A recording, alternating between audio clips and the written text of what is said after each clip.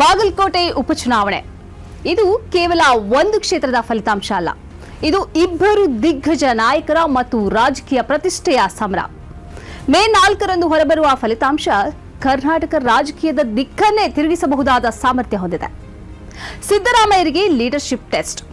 ವಾರಗಟ್ಟಲೆ ಕ್ಷೇತ್ರದಲ್ಲೇ ತಂಗಿ ಹಳ್ಳಿಗೆ ಭೇಟಿ ನೀಡಿ ಮತಯಾಚನೆ ಮಾಡಿದ ಅವರಿಗೆ ಇದು ಸಾಮಾನ್ಯ ಚುನಾವಣೆ ಅಲ್ಲ. ರಾಜ್ಯ ಕಾಂಗ್ರೆಸ್ನಲ್ಲಿ ಕೇಳಿಬರುತ್ತಿರುವ ನಾಯಕತ್ವ ಬದಲಾವಣೆಯ ಚರ್ಚೆಗೆ ಬ್ರೇಕ್ ಹಾಕಲು ಈ ಗೆಲುವು ಅವರಿಗೆ ಅತ್ಯಗತ್ಯ. ಇನ್ನು ಸತೀಶ್ ಜಾರಕಿಹೊಳಿ ಕೆಪಿಸಿಸಿ ಕಡೆ ದಾರಿ. ಅವರ ಮೈಕ್ರೋ ಲೆವೆಲ್ ತಂತ್ರಗಾರಿಕೆ ಈ ಚುನಾವಣೆಯ ಹೃದಯವಾಗಿದೆ. ಸಣ್ಣ ಪುಟ್ಟ ಸಮುದಾಯಗಳನ್ನು ಒಗ್ಗೂಡಿಸಿದ ರೀತಿ ಅವರನ್ನ ಭವಿಷ್ಯದ ಕೆಪಿಸಿಸಿ ಅಧ್ಯಕ್ಷರಾಗಿ ಪ್ರೊಜೆಕ್ಟ್ ಮಾಡ್ತಾ ಇದೆ. ಸವಣೂರು ಉಪಚುನಾವಣೆಯಲ್ಲಿ ಮುಖ್ಯಮಂತ್ರಿಯ ಪುತ್ರನನ್ನೇ ಸೋಲಿಸಿದ ವಿಷಯವನ್ನ ಉಳಿಸಿಕೊಳ್ಳಬೇಕಾದ ಜವಾಬ್ದಾರಿಯೂ ಅವರ ಮೇಲಿದೆ.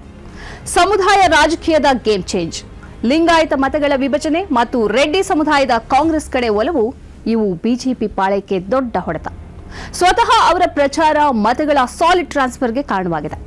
ಬಿಜೆಪಿ ಒಳಜಗಳ ಮತ್ತು ಮುಸ್ಲಿಂ ಲಿಂಗಾಯತ ಕುರುಬರ ಬಗ್ಗೆ ಹೇಳಿಕೆಗಳ ಪಟ್ಟು ಮತ್ತು ಅವರ ವಿವಾದಾತ್ಮಕ ಹೇಳಿಕೆಗಳು ಕಾರ್ಯಕರ್ತರ ಅಸಮಾಧಾನ ಮತ್ತು ಮತದಾರರ ಅಂತರವನ್ನು ಹೆಚ್ಚಿಸಿವೆ.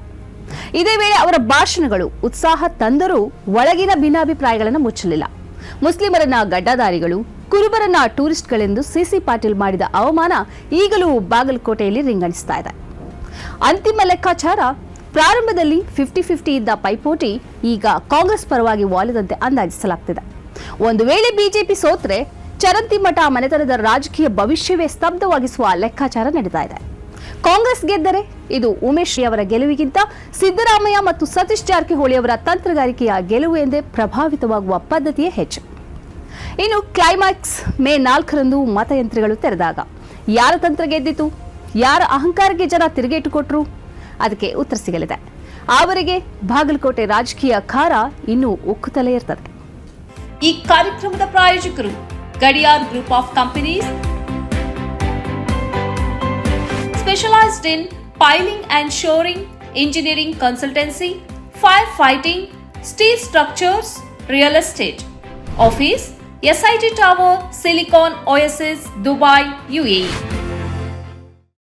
ಸ್ನೇಹಿತರೆ, ನಿಮ್ಮ ಅದ್ಭುತ ಬೆಂಬಲದಿಂದ ಸನ್ಮಾರ್ಗ ನ್ಯೂಸ್ ಚಾನೆಲ್ ಈಗ 2 ಲಕ್ಷ ಸಬ್ಸ್ಕ್ರೈಬರ್ಗಳನ್ನು ದಾಟಿದೆ. ಇದು ನಮ್ಮ ಯಶಸ್ಸಲ್ಲ, ಇದು ನಿಮ್ಮ ಯಶಸ್ಸು. ನಮ್ಮ ಮುಂದಿನ ಗುರಿ 4 ಲಕ್ಷ. ಇದು ಕಷ್ಟವಲ್ಲ. ನೀವು ಮಾಡಬೇಕಾದದ್ದು ಸಿಂಪಲ್. ನೀವು ಸನ್ಮಾರ್ಗ ನ್ಯೂಸ್ ಚಾನೆಲ್ ವಿಡಿಯೋವನ್ನ ನಿಮ್ಮ ಸ್ನೇಹಿತರಿಗೆ, ಕುಟುಂಬದವರೊಂದಿಗೆ ಹಂಚಿಕೊಳ್ಳಿ ಮತ್ತು ಅವರಲ್ಲೂ ಸಬ್ಸ್ಕ್ರೈಬ್ ಮಾಡಲು ಹೇಳಿ. ನೀವು ಶಕ್ತಿಯನ್ನು ಕೊಡಿ, ನಾವು ನಿಖರ ಸುದ್ದಿ ಕೊಡ್ತೇವೆ. ಧನ್ಯವಾದಗಳು.